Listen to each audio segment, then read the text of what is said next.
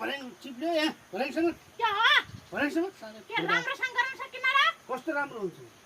नै मोर बेला दशैं आउने बेला राम्रोसँग गराउनु छ किन आचिन बाछ र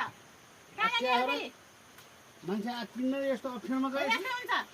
खै टिप गरौँ भन्ने बेला एकदम जुवा तास खेल्न पैसा खाने त्यहाँबाट अहिले पत्न भन्नेलाई एकदम भर्याङ लड्काउने कहिले के गर्ने यसको मुखमा के जुवा तास मात्रै भन्ने हुन्छ र अरू के आन्न सक्छ अचम्मले कस्तो अचम्म पहिला त एकदम ल्याउनेलाई दुई फ्राइको खान्थे मैले नोकरी गरेको छु जागिर गरेको छु दुई फ्राइको घर त छ फेरि ए घर त बेच्ने बनाएको के समाज राम्रोसँग फाल्न सक्दैछ समाज न मैले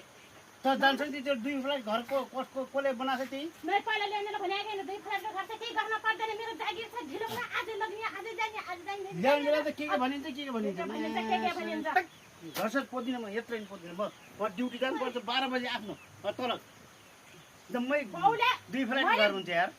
गाला रनका दिन्छ ल्याउने बेला चाहिँ एकदम दुई फ्राइको घर कस्तो गाला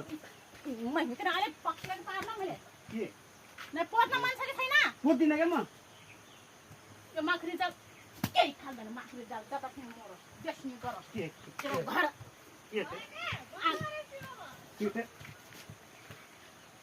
ओए भोलि